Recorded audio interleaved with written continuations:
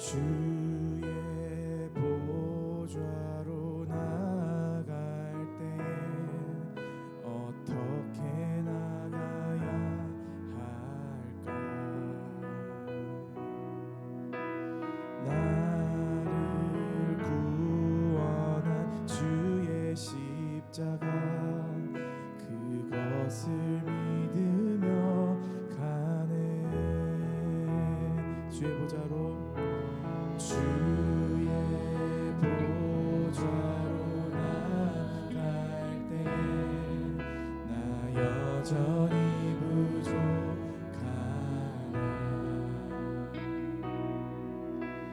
나를 품으신 주인 그 사랑 그것을 믿으며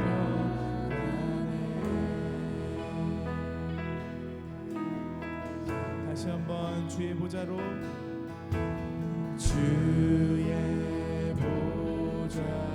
나갈 때 어떻게 나가야 할까? 나를 구원한 주의 십자가 그것을 믿으며 가네. 주의 보좌로 나갈 때 나 여전히 부족하네. 나를 부으신 주의 그것을 믿으며 가네. 그것을 믿으며 가네. 자격 없는 내 힘이 아니 오직 예수님의 보혈로 자격 없는 내 힘이 아니 오직 예수와의 보혈로 오직 예수와의 보혈로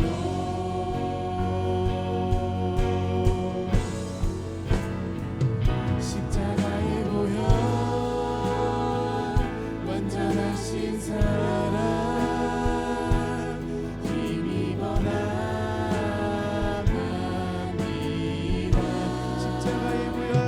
십자가의 보혈 완전하신 사랑 힘입어 예배함. 십자가의 보혈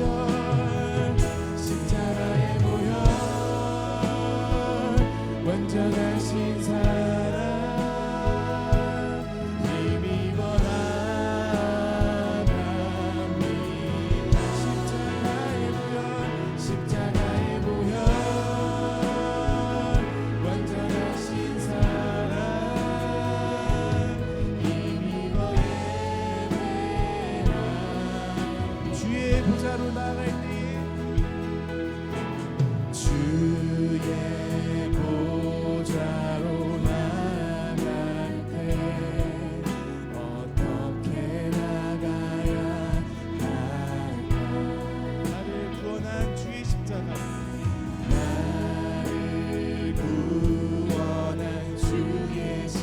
그것을 믿으며 가네.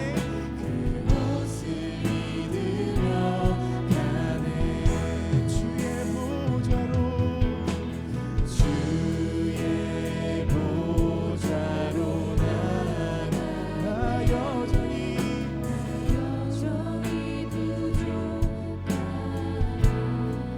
나를 품으신 주의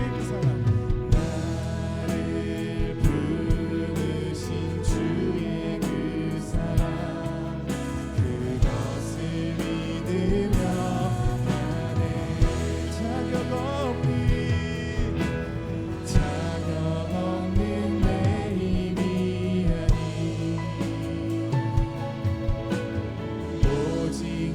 예수와의 보혈로 자격 없는 내 힘이 아닌 오직 예수와의 보혈로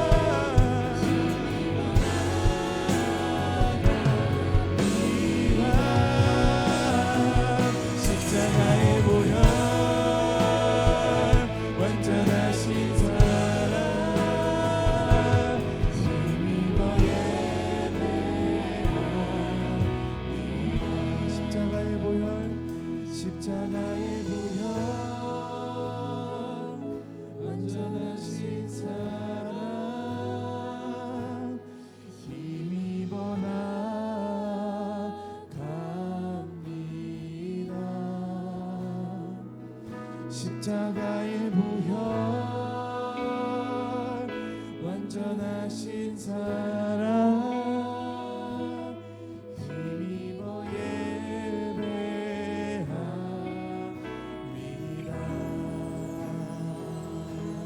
주의 선하심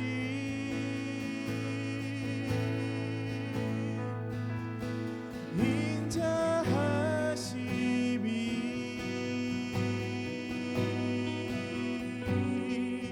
주의 선하심과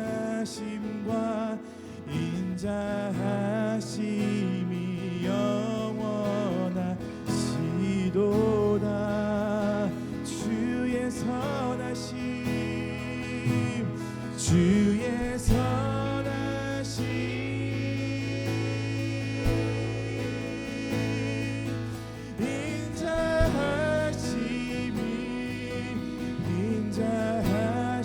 인자하심이 주의 선하심과 인자하심이 영원하시도다. 할렐루야. 선하신 주님을 우리가 의지하고 찬양하며 나아갑니다. 할렐루야.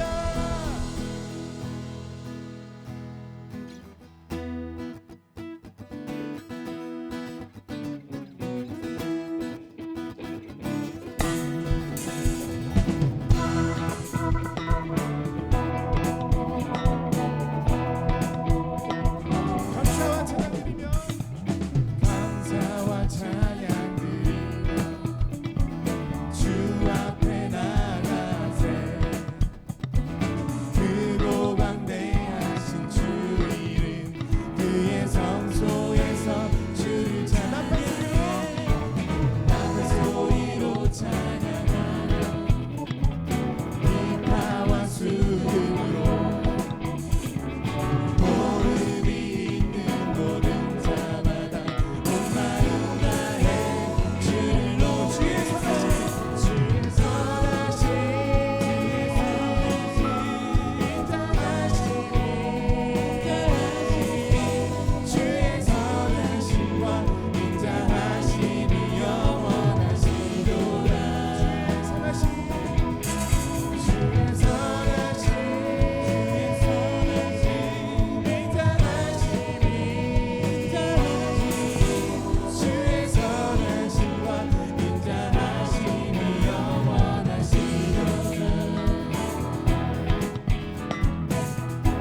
다시 한번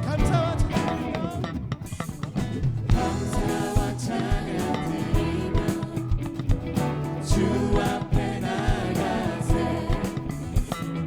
크고 강대하신 주 이름 그의 성소에서 주를 찬양해 나팔 소리로 찬양하여 수금으로 기타와 수금으로 모든 자마다 목마름 다해 주의 선하심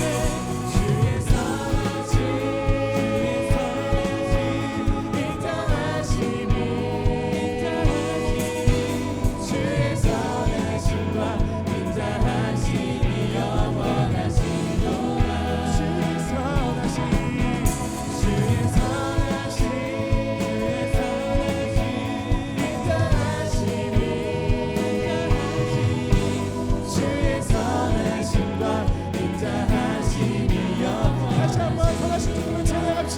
주의 선하심 주의 선하심 인자하심이 주의 선하심과 인자하심이 영원하시도다. 주의 선하심 주의 선하심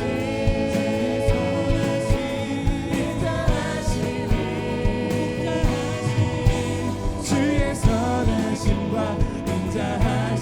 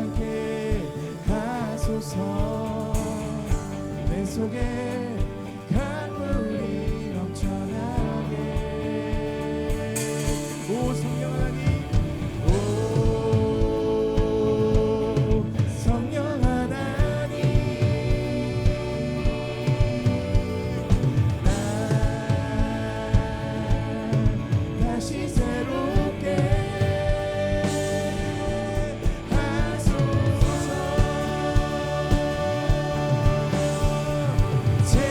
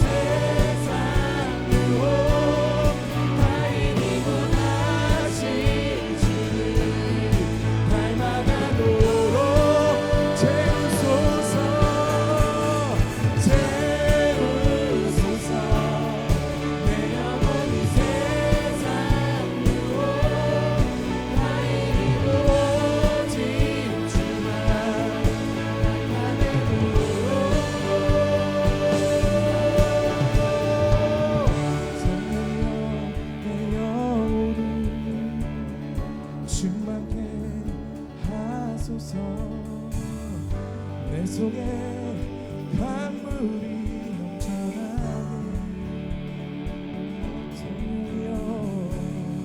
성령이여 내 영혼을 충만케 하소서 내 속에 강물이 넘쳐나 할렐루야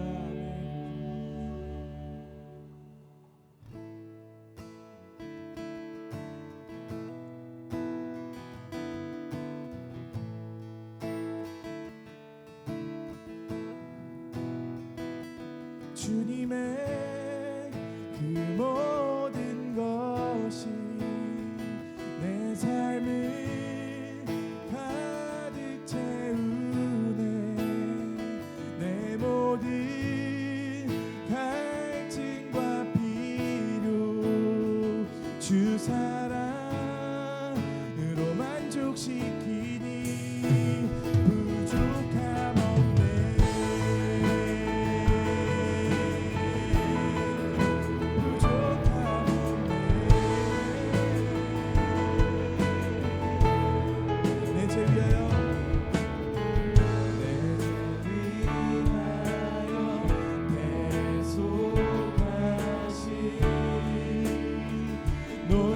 놀라우신 하나님 다시 오실 왕 다시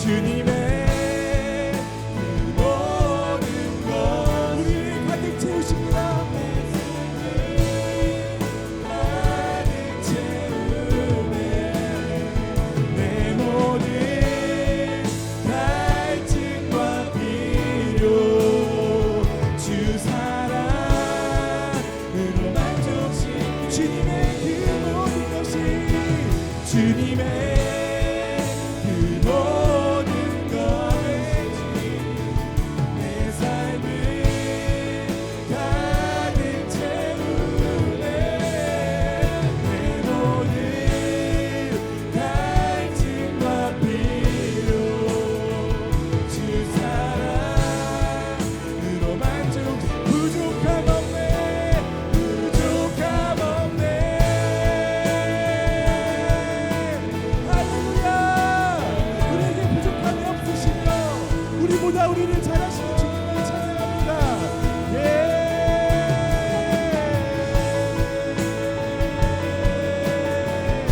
할렐루야. 우리보다 우리를 잘하시며 우리를 원하시는 주님을 찬양합니다. 아멘. 아멘.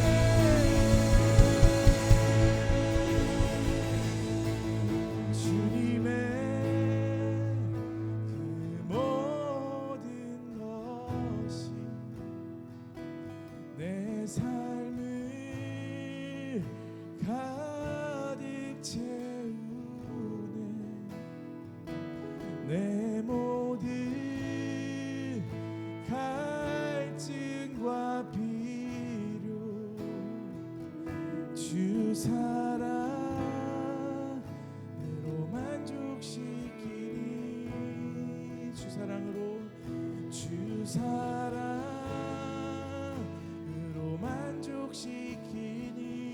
주 사랑으로 주 사랑으로 만족시키니. 부족함 없네.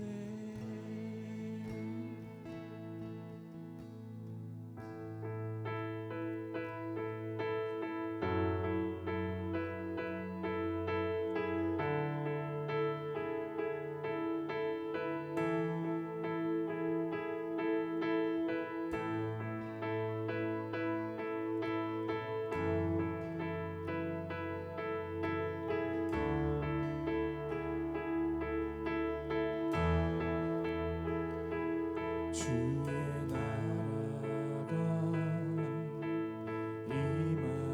때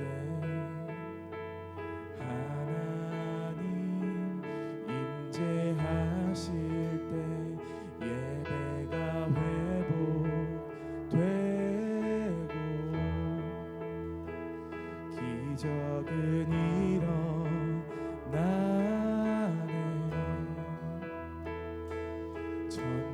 전능하신 주 영원하신 능력의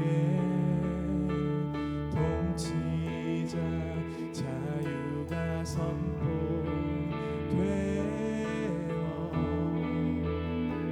주 백성 돌아오네.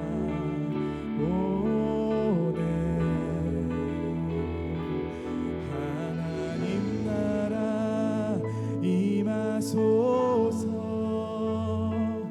영광과 존귀 능력과 위엄 놀라운 사랑의 기적의 하나님 지금 이곳에 오소서. 주의 나라가 임할 때 주의 나라가 임할 때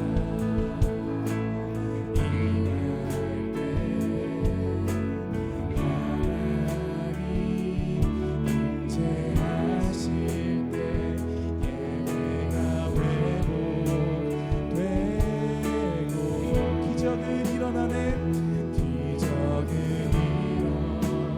일어나네. 전능하신 주 전능하신 주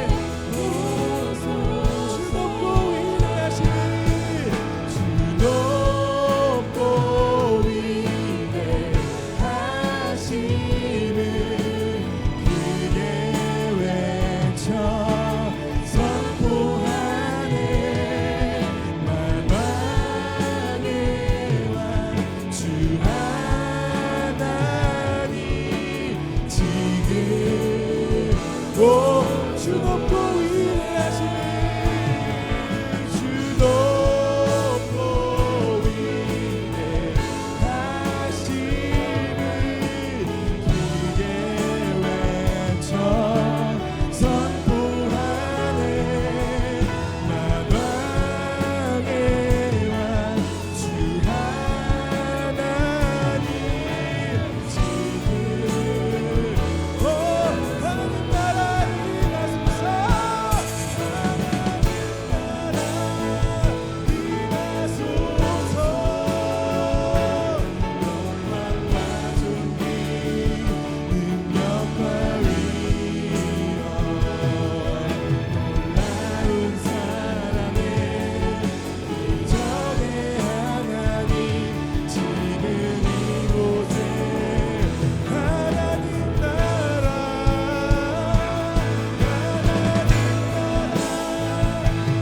임하소서 영광과 존귀 능력이 주시다 놀라운 사랑에 지금 이곳에 오소 가도리와 가도 엘로아 시루키 가도 엘로아 고레하이네 기가도 엘로아 위대하신 주님을 찬양합시다 가도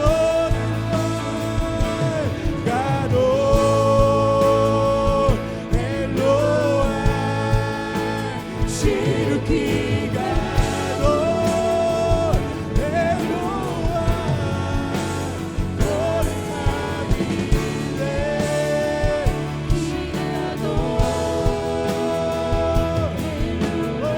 우리 주님은 위대하십니다.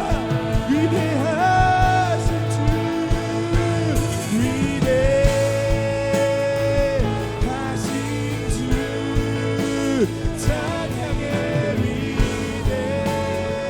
위대하신 주 모두가 아닙니다. 온 열방이 주님을 보게 하소서. 온 이스라엘이 온 가자지구가 저 북녘 땅이 온 열방이 주님을 볼 것입니다. 위대하신 주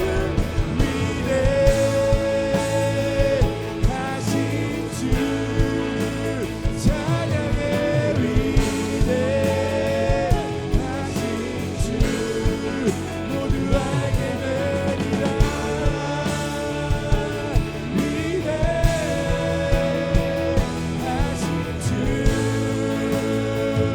위대하신 주님을 찬양합니다.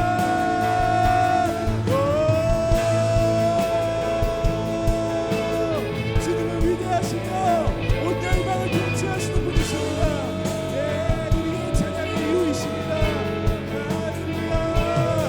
우리가 기도하는 이유이시며 주여 우리가 모인 이유이십니다. 예.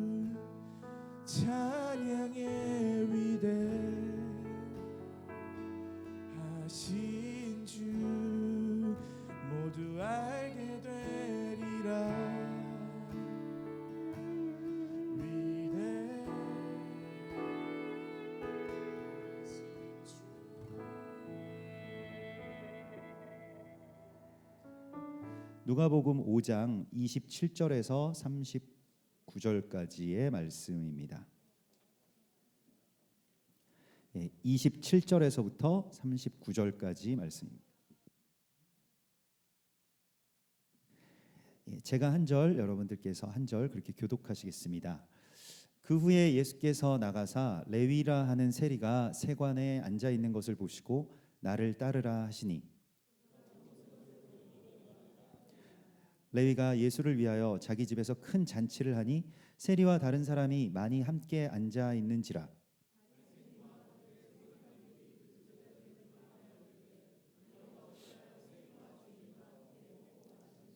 예수께서 대답하여 이르시되 건강한 자에게는 의사가 쓸데없고 병든 자에게라야 쓸데가 있나니, 그들이 예수께 말하되 요한의 제자는 자주 금식하며 기도하고 바리새인의 제자들도 또한 그리하되 당신의 제자들은 먹고 마시나이다.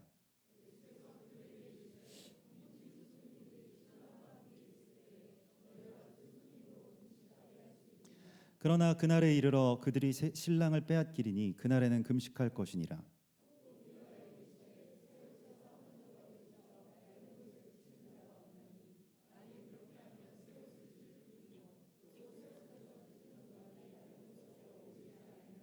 새 포도주를 낡은 가죽 부대에 넣는 자가 없나니 만일 그렇게 하면 새 포도주가 부대를 터뜨려 포도주가 쏟아지고 부대도 못 쓰게 되리라. 다 함께 묵은 포도주를 마시고 새 것을 원하는 자가 없나니 이는 묵은 것이 좋다 함이니라. 아멘. 새 술은 새 포도주에 담으라고 하시는 그 주님의 말씀을 우리가 처음 들은 것은 아니실 것입니다. 새 술은 새 부대에 굉장히 여러 번 많이 들으셨기 때문에 이 말씀 자체가 우리에게 어쩌면 좀 진부하고 새롭지 않은 말씀일 수도 있을 것입니다. 저도 이 말씀에 대해서 그랬는데요. 근데 약 한 12년, 13년 전에 이제 이 말씀을 주실 때가 있었어요. 그게 교회가 새롭게 한세사람 교회를 개척하라는 마음을 주셨는데, 그때 제가 이렇게 즉각적으로 순종하지 못하고 하나님께 계속 질문을 많이 했습니다. 좀 죄송스럽지만 왜 교회가 더 필요하시냐. 그래서 한국에 교회도 많고 거리마다 이렇게 교회도 많고 한 집 건너 하나씩 교회가 너무 많아서 이제 막 비어가고 있는 상황인데 교회가 왜 하나 더 필요하시냐. 그래서 그때 이제 새 술을 새 부대에 담으라고 하셔서 많이 은혜가 된 것이 아니라 그 말씀 다 아는 이야기인데 사실은 그래서 왜 이 말씀을 하시는지 그래서 생각해봤는데 다 들었기 때문에 오히려 이 진부했기 때문에 실은 잘 알지 못하는 말씀이 아닌가. 그래서 이 말씀을 펼쳐서 이제 하나님이 이 말씀을 주셨기 때문에 이 말씀에 대해서 좀 여러 번 이렇게 묵상하고 또 질문하고 기도하고 그랬습니다. 새 술을 새 부대에 담는다라고 하시는 말씀이 무엇인가라고 하는 것에 대하여서요. 그래서 우리가 새롭게 되라, 혁신을 해라, 이런 말씀이겠거니 이렇게 생각을 했는데, 실은 이 말씀은 모든 복음서에 다 나와 있습니다. 요한복음을 제외하고 마가복음, 또 여기에 주인공이 되는 마태복음, 또 누가복음에 다 나와 있는데, 이 이야기가 같이 이렇게 일종의 이 이야기가 가운데에 중심에 있고 이 이야기의 한 쌍이 되는 약간 샌드위치처럼 그런 구조가 되는 이야기로 계속 똑같이 모든 복음서에 있어요. 그래서 히브리 사람들은 이렇게 가장 중요한 걸 가운데다 놓고 그걸 이렇게 마치 옆에서 호위하듯이 이렇게 양쪽에 같은 이야기를 쌓아놓는 경우가 굉장히 많이 있습니다. 근데 다른 이야기처럼 보이지만 사실은 같은 이야기인 거죠. 다른 영화처럼 봤지만 실은 같은 영화인 것과 비슷한 이야기입니다. 그런 것들이 있어요.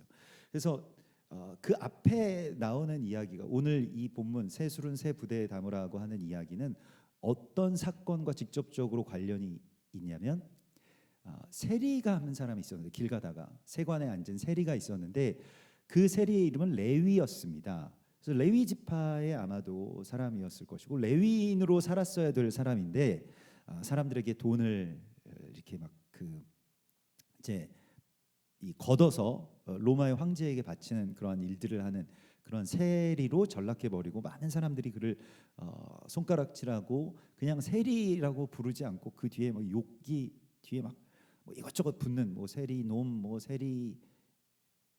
세리세 뭐 이런 식으로 이제 여러 가지 많은 것들이 이제 뭐 붙었을 것입니다. 그래서 굉장히 아주 사람들에게 혐오스러운 대상으로 여겨지는 그 한 세리를 보시고 하나님 예수님께서 이제 하신 말씀이죠.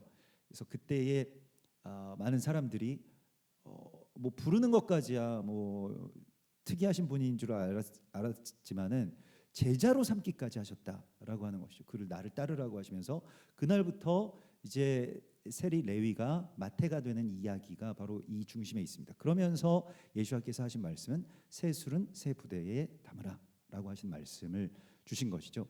이 이야기를 감싸고 있는 두 가지의 이야기가 있는데요. 그 이야기에 앞서 나오는 항상 같이 나오는 이야기가 바로 중풍병자인 친구를 4명의 친구들이 예수께로 데려온 이야기입니다. 근데 어떻게 했습니까? 다 아시는 것과 같이 지붕을 뚫고 그 자기 친구를 내렸죠. 왜냐하면 앞이 막혔기 때문에 입구가 막혔기 때문에 그래서 입구를 만드는 이야기죠. 그러니까 새로운 입구를 만든 이야기, 새로운 문을 만든 이야기입니다. 지붕을 뚫는다라고 하는 무언가 발상에 전하는 것 같은 새 일을 했던 바로 그 친구들의 이야기와 연결돼서 오늘 이 그러니까 레위를 마태로 만드시는 아니면 세리를 거룩한 제자로 부르시는 이 이야기가 중심에 있는 것이고요. 그리고 그 다음에 나오는 이야기가 바로 안식일 밀밭 사건인데 안식일에 제자들이 밀밭을 걸어가다가 이 밀을 좀 뭐 생밀을 이렇게 따서 막 씹어 먹었나 봐요. 그것 때문에 안식일에 왜 그런 이 노동 행위를 하느냐, 추수 같은 것이니까. 그래서 그것을 하지 못하게 되어 있는데 밀밭에서 밀을 거두지 못하게 되어 있는데 왜 그러느냐라고 하는 항의를 받았을 때에 예수께서 안식일을 위하여 사람이 있는 것이 아니고 사람을 위하여 안식일이 있다라고 하는 굉장히 놀랍고도 새로운 말씀을 주십니다. 우리가 다 지금은 알고 있지만 실은 모르고 있는, 아는 것 같지만 전혀 모르고 있을 것 같은 이 진부하면서도 새로운 이야기를 하나님께서 오늘 우리 가운데 주십니다. 새 포도주를 새 부대에 넣어라 라고 말씀을 하시고요. 새 술에 취한 것 같았더라 라고 하는 이 사도행전의 그 초대교회의 모습, 또 사도들의 그러한 이 성령을 받았을 때의 그 모습은 다 술이 취한 것 같은 그런 모습을 실제로 띠고 있다라고 하는 것이죠. 예전에 지금은 우리 교회에 출석하고 있지 않지만 예전에 어떤 청년 형제가 자기 그 성령 체험을 항상 성령님의 그 강한 임재를 취할 때마다 느낀다는 거예요. 저한테 와서 술 취하는 거랑 그 성령 충만한 거랑 뭐 관계가 있습니까? 저한테 묻더라고요. 심각하게. 그래서 그 비슷하지, 술 취하는 거랑 성령 취하는 거랑 좀 그 비슷해서 아마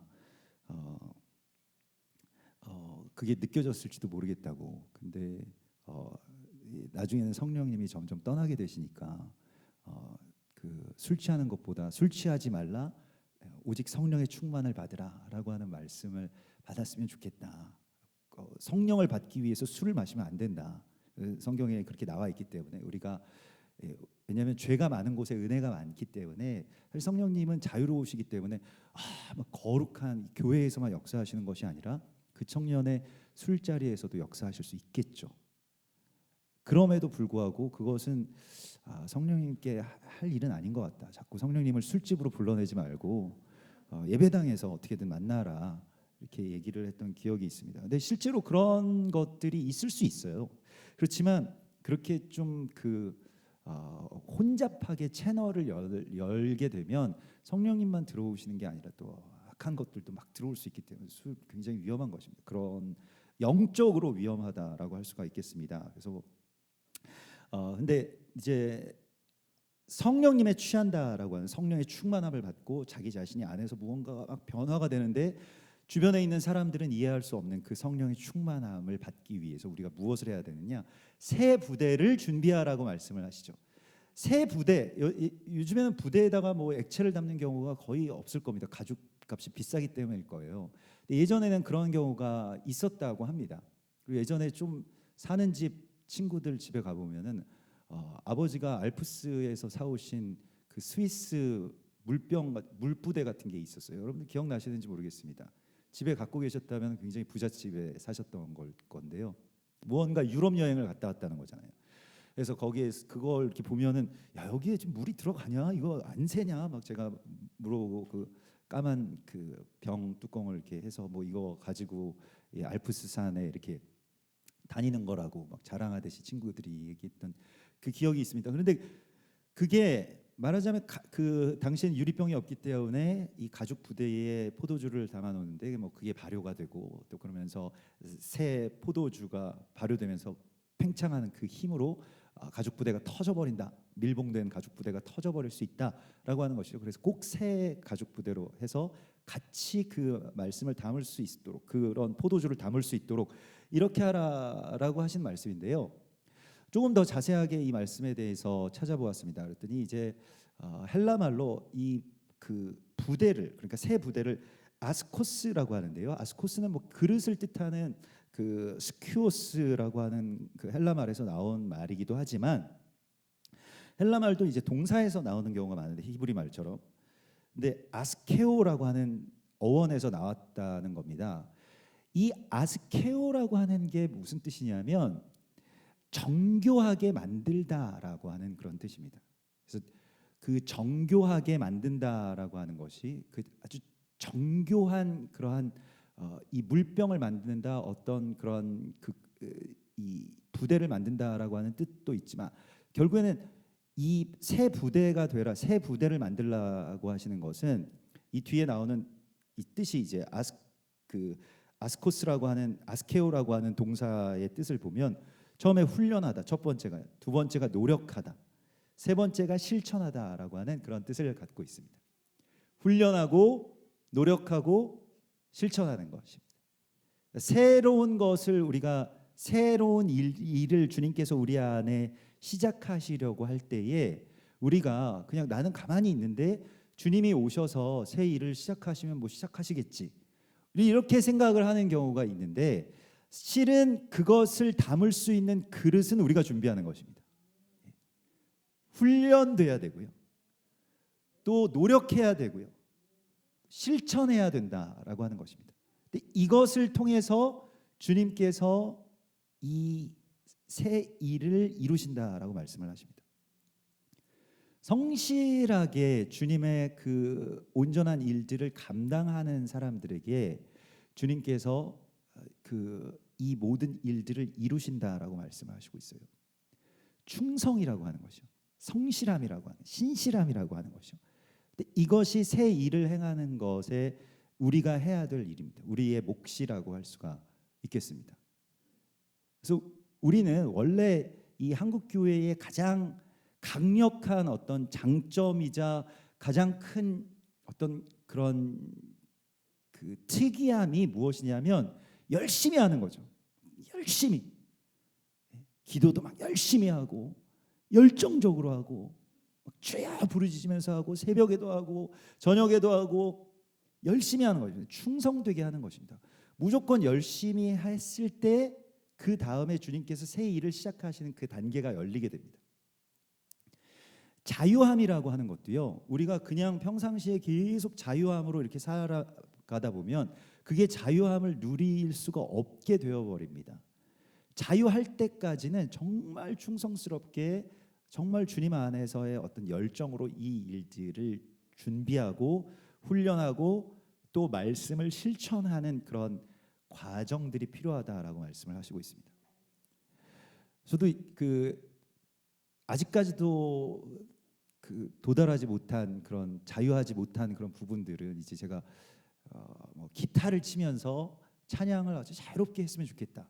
근데 그게 처음에는 잘 안 되더라고요. 너무너무 어렵고 처음에는 제가 이제 뭐 예전부터 기타 치면서 노래했으니까 그냥 저는 할 줄 아는 줄 알았습니다. 근데 예배팀을 이렇게 섬기게 되었는데 예전에 그 청년 사역하면서 근데 그 이제 같이 예배팀 하는 지체들 가운데 이제 음악하는 친구들이 있지 않습니까? 근데 음악하는 친구들이 그렇게 하시면 안 돼요, 목사님.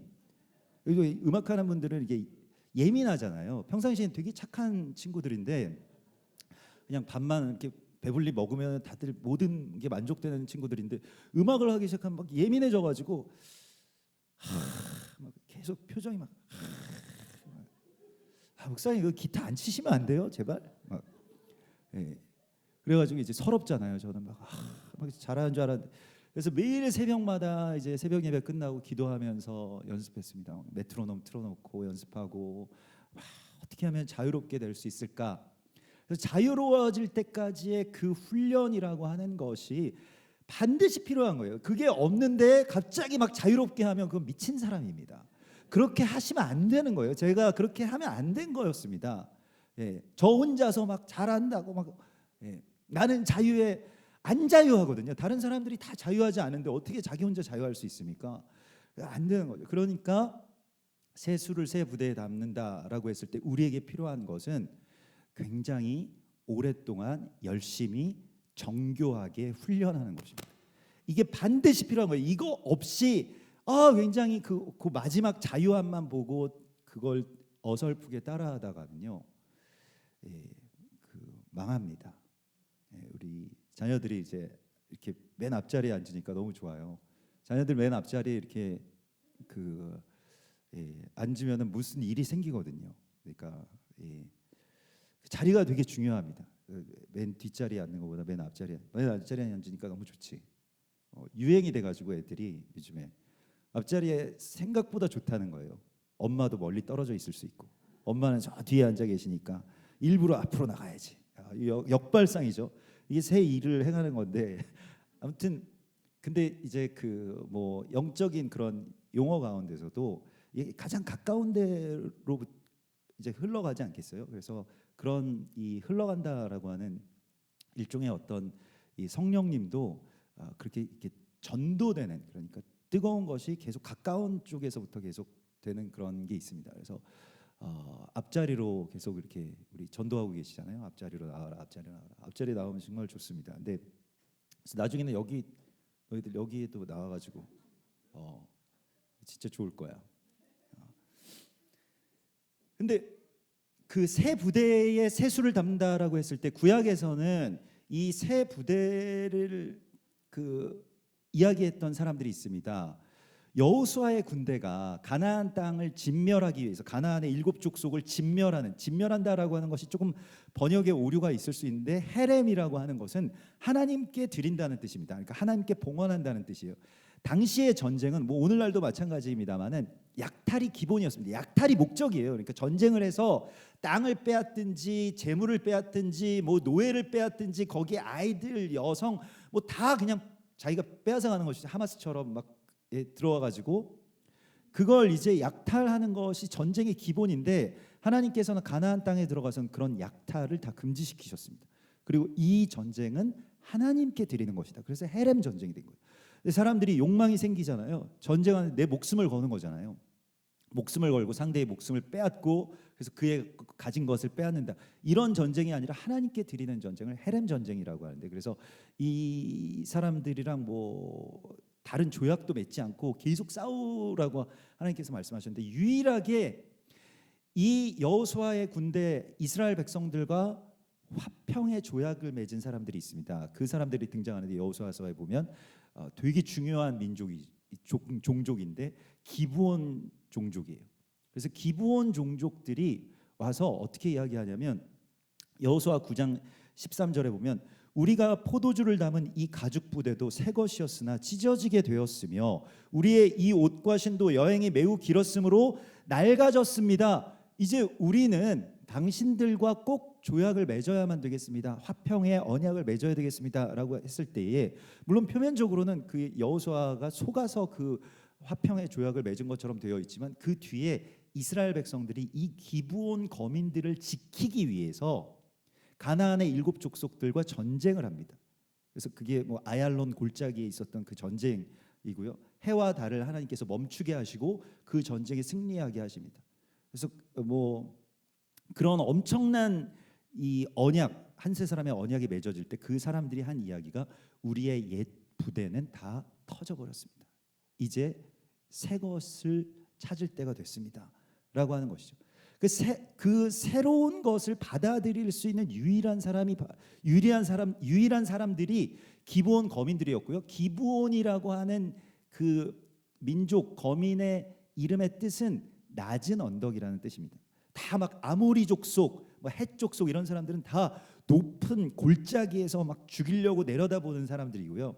기브온 거민들은 낮은 곳에 위치한 사람들이라는 뜻입니다. 낮은 언덕에 위치한 사람들, 겸손한 사람들이죠. 그래서 그 기브온 거민들이 나중에 여호수아가 그래서 이거 속았네 이렇게 한 것이 아니라 여호수아가 그 기브온 거민들을 위해서 그 군대가 정말 목숨 걸고 싸워주고요. 그리고 기브온 거민들은 무엇을 하냐면 그 뒤에 성소에서 물 깃는 자와 나무 패는 자가 되었다라고 되어 있습니다. 노예로 삼은 게 아니고요. 성전에서 가장 거룩한 곳에서 물을 길어와서 레위인들을 씻고요. 이스라엘 백성들을 정결하게 하고요. 또 나무를 패와서 그 제단에 불을 뗐던 사람들, 이것이 이방의 연합의 사람들의 이야기입니다. 근데 기꺼이 낮아지는 것에 대하여서 영광스럽게 생각했다는 것이죠. 이렇게 될 때에만 하나님이 우리 안에서 새 일을 행하실 수가 있게 됩니다. 그래서 부드러운 마음이라고 하는 것은요, 겸손한 마음이고 주님이 새 일을 행하신다라고 할 때 내 생각의 완악함에서 떠날 수 있는 사람입니다. 그래서 그걸 받아들일 수 있는 것. 그러려면 낮아져야 되거든요. 기브온 거민들처럼 겸손하게 낮은 곳에 위치할 수 있는 능력을 달라고 주님께 구해야 됩니다. 그래서 우리가 계속 성공하는 것에 대해서만 교육을 받고 그것만이 우리의 목표가 되어야 된다라고 이야기를 하잖아요. 근데 우리가 기도 제목을 새해에 조금 한 가지 더 추가해서 바꿔야 되겠는데 그것이 무엇이냐면 낮아짐에 처할 수 있는 능력을 달라고 구해야 됩니다. 바로 왕이 갖지 못했던 걸 예수께서는 갖고 계셨죠. 가장 낮은 곳으로 내려갈 수 있는 왕, 그게 바로 그 기브온 거민들과 같은 또 예수와 같은 그 능력입니다. 우리가 그 어떤 영광된 자리에는 그것도 우리가 훈련이 돼야 되지만 높은 자리에 올라가는 것도 훈련이 돼야 되겠지만 낮은 자리에 내려가는 것에 대하여서 그 훈련이 되어야 됩니다. 그래서 그것에 대하여서 준비를 하시고요, 소망을 하셔야 됩니다. 내가 낮아지는 사람이 되게 해달라고. 낮아지려면 역설적으로 내가 존귀한 사람이라고 하는 것이 꽉 붙들리지 못하면 낮아지면 굉장히 기분 나쁘거든요. 누구에게 무시당하거나 뭐 이용당하거나 이런 것들이요. 우리가 가장 못 참는 것 가운데 하나죠. 그런데 내가 존귀한 존재라고 하는 걸 아주 깊이 깨달아야만 낮은 곳에 내려갈 능력이 생깁니다. 일종의 이제 낙하산이 생기는 것이죠. 그냥 뛰어내리면 죽지만 그리고 막 죽을 만큼 싫지만 그런 낙하산이 있으면요, 그냥 즐기듯이 내려오면 됩니다. 너무너무 좋은 거예요. 너무너무 행복한 것이고. 그 낙하산 타고 저 군대에 있을 때 낙하산 한번 타본 적이 있는데 낙하산 타고 내려가는 그 순간에 낙하산이 이렇게 위에서 이렇게 쫙 펼쳐질 때 그게 뭐 패러글라이딩이랑은 또 패러글라이딩 피고 이제 나니까요. 근데 여기 등에 있던 것이 쫙 뽑혀져 올라가면서 위에서 꽃처럼 이렇게 막 피어나거든요. 낙하산이 흰 꽃처럼. 그래서 뭐 특전사 분들은 뭐 자기들 뭐 하늘에 백장미 막 이래가지고 뭐 막 이렇게 막 백장미 막 사진에 그려놓고 막 이렇게 하더라고요. 저는 좀 제 취향은 아니어가지고 하여튼 하늘에 그 꽃이 핀다는 거예요. 그래서 올려다 봤더니 진짜 꽃이 쫙 올라가면서 근데 너무너무 기쁘더라고요. 너무너무 행복하고 또 한눈에 이렇게 쫙 내려다 보이고 그랬던 기억이 있습니다. 근데 그게 이제 우리가 비천에 처할 줄 아는 능력이 있어야만 그런 모든 일들이 즐거워지기 시작하거든요. 낮아지는 곳으로 막 내려갈 때에 그 즐길 수가 있게 됩니다. 너무너무 즐거운 거예요. 주님께서 우리에게 이 부드러운 마음을 주신다고, 성령이 우리에게 임하실 때 에스겔서 11장에 보면 너희 가운데 돌처럼 굳은 마음을 제하고 부드러운 마음을 주신다라고 말씀을 하시는데, 돌처럼 굳은 마음은 어떤 마음이냐면 너희 안에 모든 미운 것과 가증한 것을 제거하여 버릴지라, 이렇게 말씀을 하시고 있습니다. 이 뒤에도 우리가 또 이 이야기에 대해서 나눌 것이지만요, 미워하는 것이 제거되는 것입니다. 그러한 일들을 하시기 위해서는 우리가 무엇을 해야 되냐? 겸손해야 되는 것이고 낮은 언덕이 되어야 된다라고 말씀을 하시고 있습니다. 쉬운 사람이 되어야 됩니다. 사람들이 나를 무서워했으면 좋겠는지, 아니면 쉬운 사람이 되면 좋겠는지, 보통 대부분의 많은 사람들은 자기를 무서워하기를 원할지 모릅니다. 그래서 내가 말하면 내 말대로 따르는 것. 교회에서도 또 혹은 가정에서도 바로왕처럼 되고 싶은 그런 유혹이 우리 가운데 있습니다. 피라미드의 제일 꼭대기에 올라가자, 바벨탑의 제일 꼭대기에 올라가서 사람들을 통제하자라고 하는 것이죠. 근데 예수님께서는 그 반대로 가장 낮은 곳으로 내려가는 것에 대해서 힘을 쓰라고 말씀을 하시고요. 그거는 지금 우리가 늦었지만 할 수 있습니다. 높은 데로 올라가는 것은요, 좀 늦었을 수도 있지만요, 그런 것은 이제 우리에게 별로 이렇게 큰 관심이 아니고 낮은 곳으로 내려가는 것에 대하여서 힘을 쏟을 수가 있어요. 준비하면 됩니다. 주님께 기도하면 되고요. 주님의 은사를 구하십시오. 낮은 곳으로 내려갈 수 있는 은사를. 그래서 안식이 되는 사람이 되게 해달라고 기도해야 됩니다. 배고픈 사람에게 참된 안식은 그 배고픈 사람을 먹이는 것이죠. 예수께서 하신 말씀이 그것입니다. 그런데 안식일의 규례에 얽매여서 배고파도 너는 할 수 없어, 안식일엔 너 먹지 마라고 하는 것이 이제 이 반대가 되는 이야기라는 거죠. 예수께서는 그것을 다 반대로 바꾸셨습니다. 자, 이 세리새가 이 레위가 되고 마태가 되는 이 이야기가 지붕을 뚫고 중풍병자, 자기 혼자서 움직일 수 없는 사람을 고치게 한 그 친구들의 이야기와 같다라고 하는 것을 주목하십시오. 무엇이냐면 지붕을 뚫는다라고 하는 것은 아까 전에 말씀한 것처럼 정말로 우리가 지난주에 한 주 동안 이 토라 포션의 말씀에서도 나눈 것처럼 침노하는 자가 되는 것입니다. 침노하는 자는 빼앗느니라. 세례 요한의 때로부터 천국은 침노하는 자의 것이라고 말씀을 하시고, 침노하는 자는 대적에 있는 것을 빼앗는다라고 말씀을 하시죠. 그 침노가 무엇입니까? 바로 오늘 주님께서 말씀하신 바로 이 말씀입니다. 나는 의인을 부르러 온 게 아니다. 의인은 다 하나님께 속하였기 때문에 부를 필요가 없어요. 이미 내가 온 것은 죄인을 불러서 회개하게 하기 위함이다. 그래서 우리가 지난주에 회개하게 하라라고 하는 말씀을 나누지 않았습니까? 죄인을 불러서 회개를 시키게 하기 위해서 내가 왔다라고 말씀을 하신 거예요. 여러분들은 왜 오셨습니까? 이 세상에 지금 왜 살아가고 계신가요? 앞으로도 왜 사셔야 됩니까? 여러분들도 마찬가지입니다. 죄인을 불러서 존귀한 자로 바꾸게 하기 위해서 하나님이 여러분들을 보내신 것입니다. 지붕을 뚫는 것과 같은 어떤 새 방법이 필요하다라고 말씀을 하세요. 그 침노라고 하는 말에 대하여서 우리가 히브리 말을 찾아보면 파샤트라고 해서 겉가죽을 벗긴다는 뜻입니다.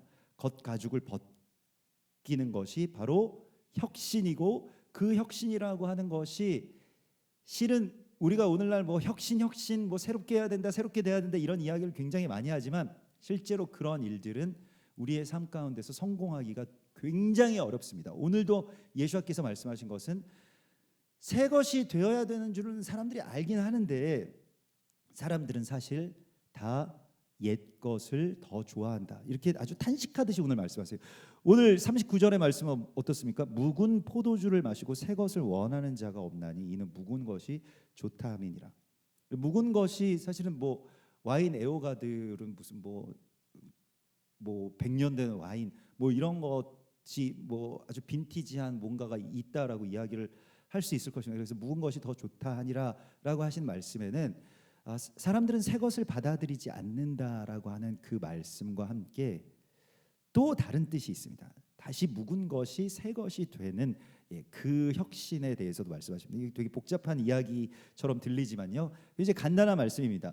오늘 주님께서 우리에게 이 새 것이 되라고 말씀을 하시는 것을 넘어서서 계속해서 이번 2024년에 이 하다쉬의 말씀을 통해서 우리에게 주시는 것은요, 우리가 새 것이 되게 하는 자가 되라고 말씀을 하신 것입니다. 근데 그게 우리에 있어서의 혁신이에요. 골로새서 3장 9절의 말씀을 보면요, 3장 8절의 말씀을 이제는 너희가 이 모든 것을 벗어버리라, 옛사람을 벗어버리라고 말씀을 하시고 너희는 새 사람을 입었으니 이는 지식에까지 새롭게 하심을 입은 자니라 라고 말씀을 하시는데, 그러면 옛사람은 어떤 사람이냐? 옛사람을 벗어버리라고 말씀하시는데 벗어야 될 그 사람, 그 옷은 어떤 옷이었냐면 곧 분함과 노여움과 악의와 비방과 너희 입에 부끄러운 말이라. 너희가 서로 거짓말을 하지 말라. 옛사람과 그 행위를 벗어버리라. 이렇게 말씀을 하시거든요.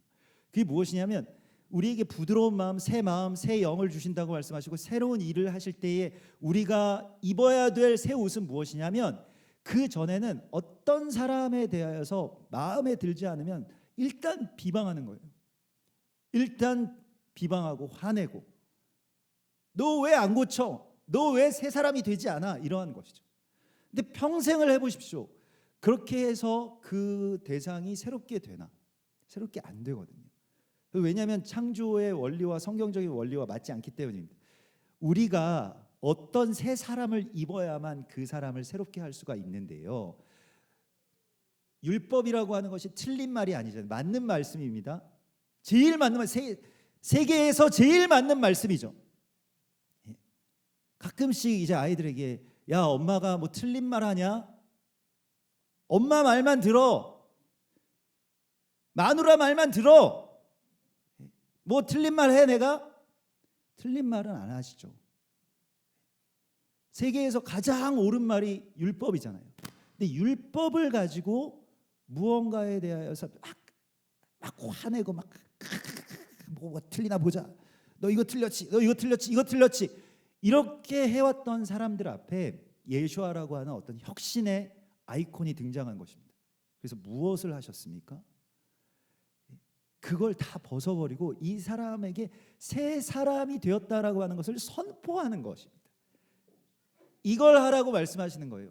그냥 여러분들이 뭐 생활을 새롭게 하십시오, 여러분들이 새 것이 되십시오, 이러한 것은 물론 그것도 물론 우리에게 필요한 것이지만, 우리가 그래서 그 뒤에 나오는 말씀이 새 사람을 입으라고 말씀을 하시면서, 누가 누구에게 불만이 있으면, 여러분 불만이 다 있잖아요. 사람이 다 완전치 못하기 때문에 특별히 가까운 사람들에게 불만이 있을 가능성이 굉장히 많이 있습니다. 자녀들에게도 야, 너는 다 좋은데 이거 하나 문제야, 이런 거 있잖아요. 다 좋으면 좀 거기서 멈췄어야 되는데, 다 좋아서 참 다 좋아 이렇게 하면 얼마나 좋겠어요. 근데 그런 다 좋은데 하면 그때부터 이제 안 좋은 이야기 하겠다는 거거든요. 그러니까 그러려면은 다 좋은 데를 빼십시오 그냥. 근데 뭐냐면 어떤 사람에게 불만이 있거든 그 사람을 용납하고, 그러면 어떤 일이 일어나면 피차 용서가 이루어진다는 거예요. 내가 얘를 용서하면 얘도 나를 용서합니다. 나도 기회가 생기는 거예요. 이걸 우리가 알아야 됩니다. 이 모든 것 위에 사랑을 더하라. 이는 온전하게 매는 띠니라, 이렇게 말씀을 하시고 있는 것입니다. 새 사람을 입는다라고 하는 것, 우리가 새롭게 되기 위해서는요, 최종적으로는 사랑이 모든 걸 새롭게 합니다. 사랑이. 새로움이 어디에서 나오느냐? 사랑에서 나온다라고 말씀하시고 있거든요. 하나님은 사랑이시기 때문에 창조하신 것입니다. 왜 세상을 창조하셨을까? 하나님은 사랑 그 자체이시거든요. 그래서 오늘 이 말씀이, 자, 세리새를 하나님 예수님께서 그냥 다 사람들이 손가락질하고 이름도 없이 그냥 다 뭐 정말 험한 말로 불렀던 그 세리를 예수님께서 딱 보시고 너는 나를 따라라 라고 말씀하시면 그 사람의 풀 네임이 펼쳐집니다. 알페오의 아들 레위, 그리고 훗날에 마태라고 불리워졌던 바로 그 사람이죠. 이거를 하라고 말씀하신 것입니다. 여러분들이. 알페오는요, 바꾼다는 뜻이에요. change. 그 새롭게 되는 것의 이야기죠. 뭘 바꿉니까? 이 사람은 이제 그 세리 자식, 뭐 세리 놈, 뭐 세리 새 이런 것이 아니라 레위라는 거예요. 레위는 레위 지파는 뭐 하는 사람들입니까? 예배의 제물을 주관하고 제사장이 되고 존귀한 거룩한 하나님의 그 거룩한 통로가 되어야 될 사람이라고 하는 것이죠. 그래서 레위라고 부르고, 그리고 그 레위를 무엇이라고 부릅니까? 마태라고 부릅니다. 마태라고 하는 이름의 뜻은 선물이라는 뜻이에요. 선물과 같다는 거예요. 사람들은 다 손가락질하고 이 사람만 없으면 이 사람이 이 악의 핵심이다. 이 사람 정말 잘못되었다. 이 사람은 정말 위선자야. 이 사람은 정말 악한 사람이야. 이 사람이 사회 악이야. 공공의 적이야 라고 하는 그 사람에게 가서 너는 하나님이 내게 주신 선물이야, 이렇게 이야기를 했다는 거예요. 이렇게 됐을 때 어떻게 되었을까요? 마태복음의 저자가 나온 겁니다. 그 누가 돈 냈나 안 냈나 이런 것만 기록하던 그 손으로 성경을 기록하기 시작했어요. 복음서의 신약 성경의 제일 첫머리를 바로 이 사람이 쓰기 시작한 겁니다. 세리가 마태가 되는 이야기. 이걸 주님께서 여러분들에게 하라고 말씀하십니다. 옆에 계신 분들에게 한번 선포합시다. 당신은 선물입니다. 이렇게 선포하겠습니다. 당신은 내게 주신 주님의 선물입니다. 당신 선물 같은 사람입니다. 이렇게요. 선물이거든요. 아이고 이 왼수야, 이게 아니거든요. 내가 어쩌다, 이거 아니거든요. 물론 어쩌다 너처럼 선물 같은 주님 아들을 주셨을까, 뭐 이런 거는 좋죠. 그래서 우리에게 오늘 주님께서 말씀을 하시는 것은 우리에게 이것을 선포하는 자가 되라고 말씀을 하시고 있습니다. 사람들은 세례 요한의 때까지 뭘 했냐면 금식을 했어요. 그리고 막 모이면 맨날 심각하게 얘기하고 이 세상이 썩어서 이거 어떻게 할까 막 이런 것만 했는데, 예수께서는 오셔가지고 세리들 막 죄인들 다 모아가지고 파티 타임을 선포하셨죠.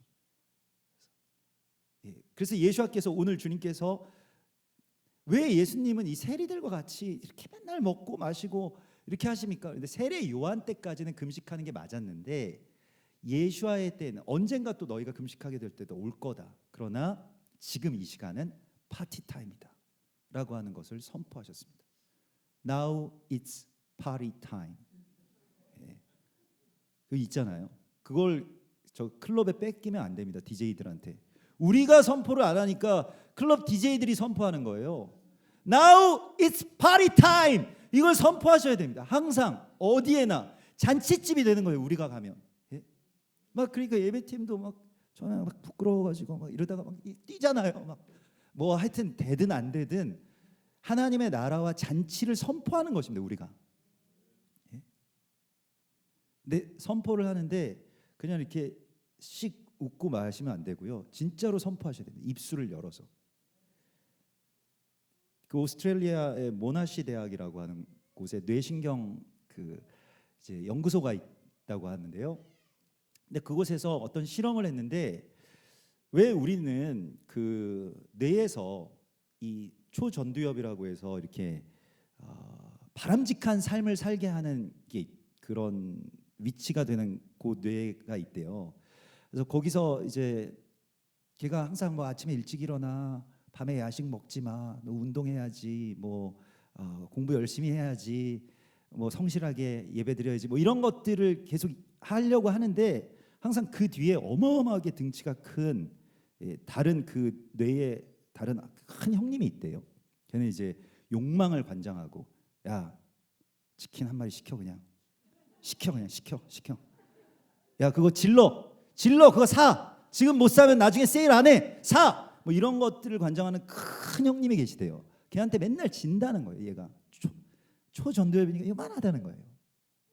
맨날 져가지고 여러분들 다 그러시잖아요. 막 그래서 맨날 또 슬프고 막 걔는 맨날 그래서 맨날 당하고만 사니까 걔 얼마나 슬프겠어요. 위축돼 있다는 거예요. 항상 초전두엽이.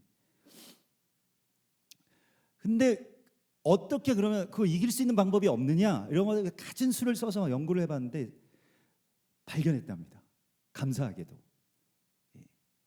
오스트레일리아 모나시 대학 감사합니다. 뭐냐면은 무엇을 하냐면은 우리가 이 생각들이 거기서 조금씩 반짝반짝 하잖아요. 야, 그거 아침에 우리 일찍 일어나야지, 공부 열심히 해야지, 이런 반짝반짝할 때 그거를 여러분들이 도와주시면 된대.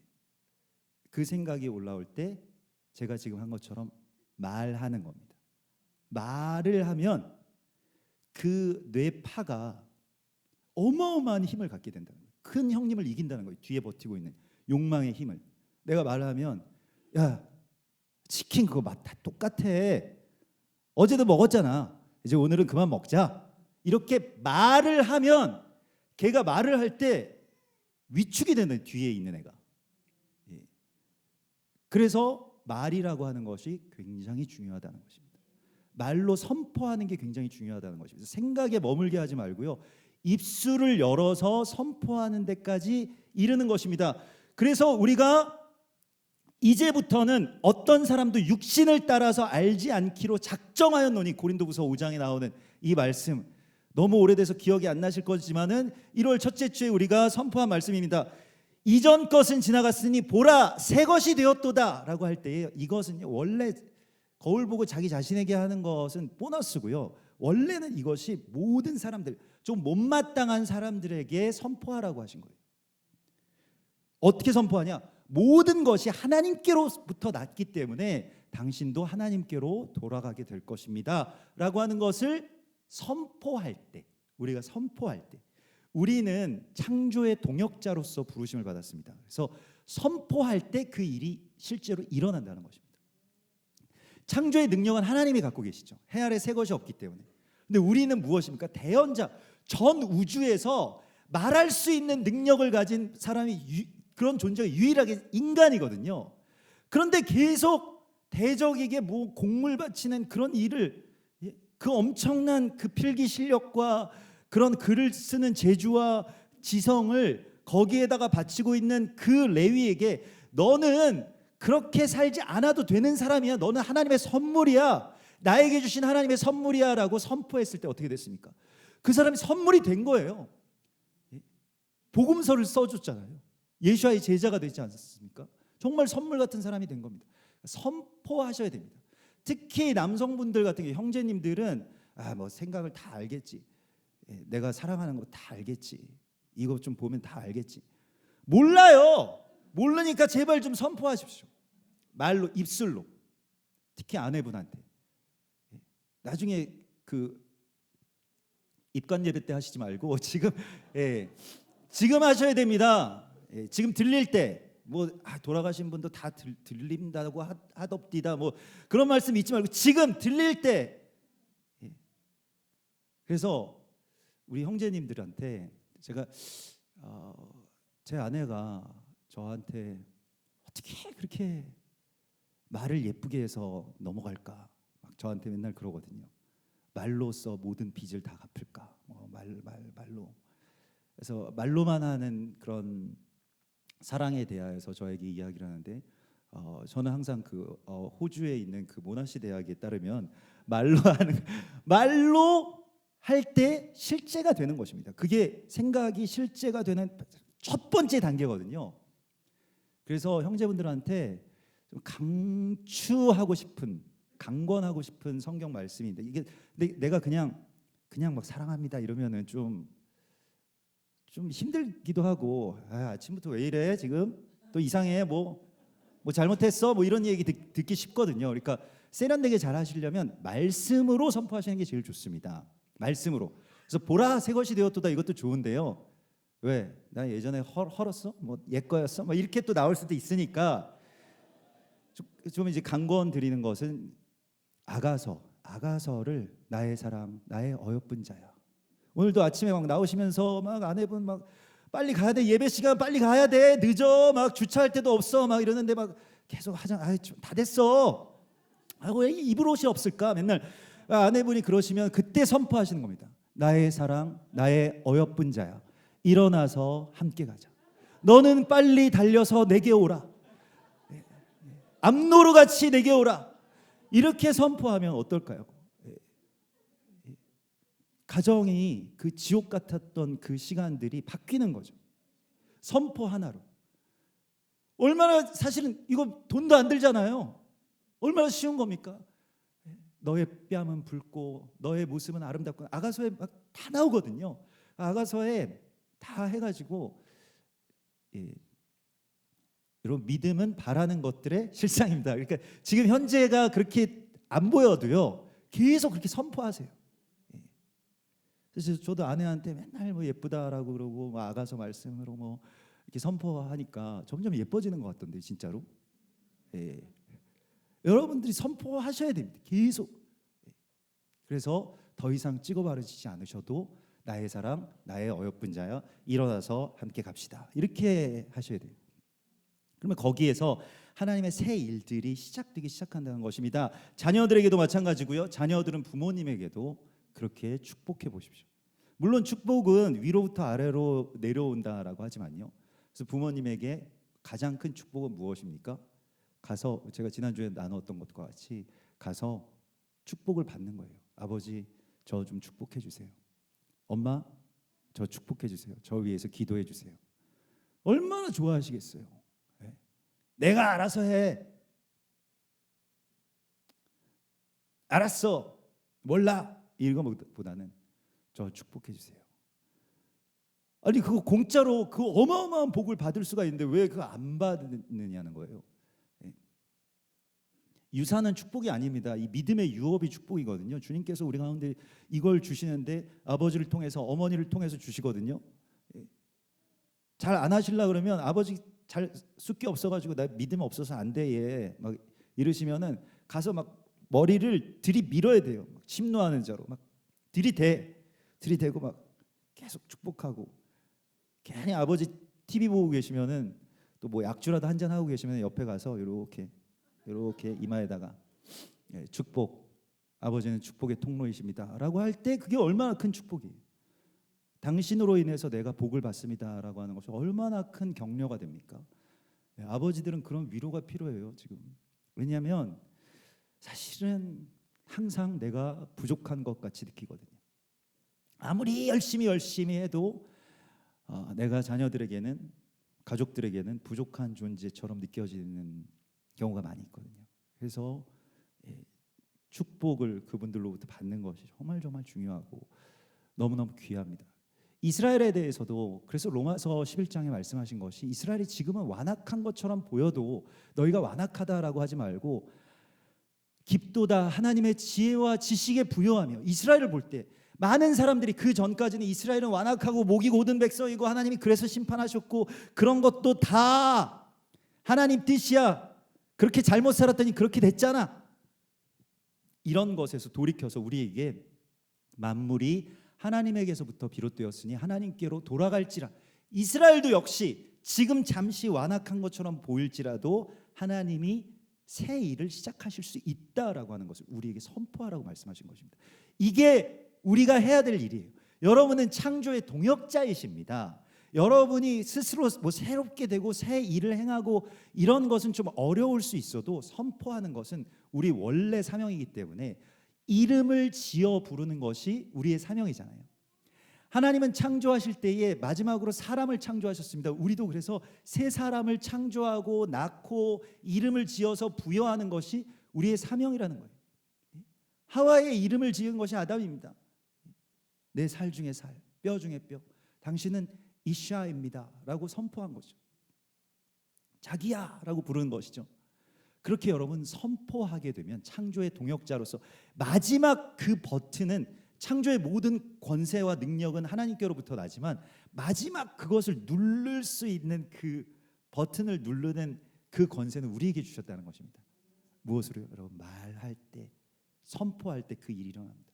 이스라엘을 향해서 우리가 위로하고 이스라엘이 거룩한 백성이라고 당신들은 그렇게 세상에 돈이나 주물럭거릴 사람들이 아니다라고 선포하고 하나님이 우리 가운데 주신 선물입니다라고 존귀한 자입니다라고 선포할 때 그들이 새롭게 되는 것입니다.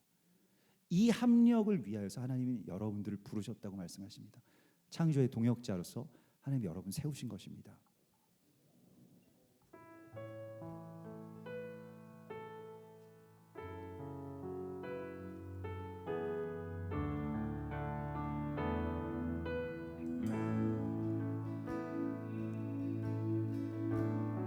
주의 나라가 임할 때 주의 나라가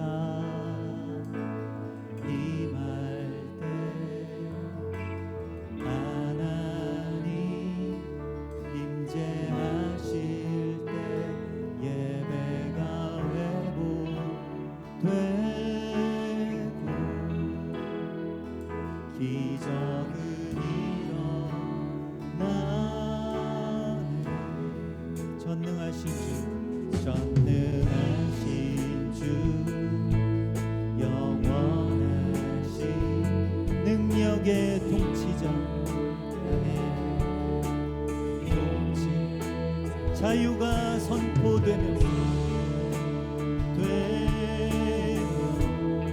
주 백성 돌아오네. 하나님 나라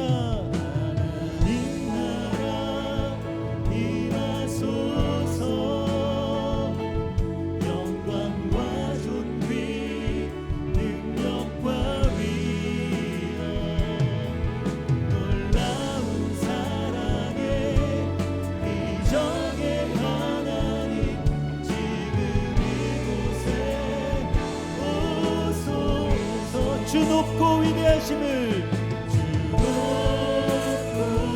위대하심을 크게 외쳐 선포하네. 난 왕의 왕 주 하나님 지금 오소서. 하나님 나라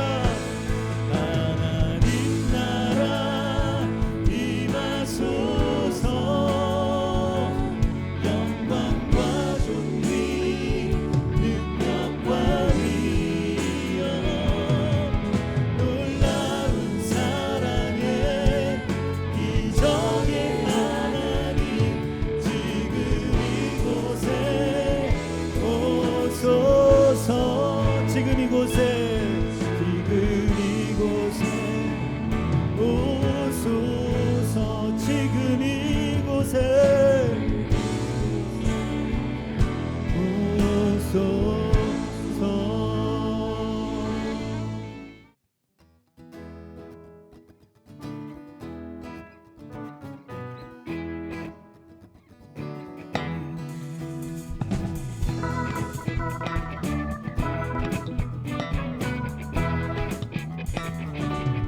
감사와 찬양 드리며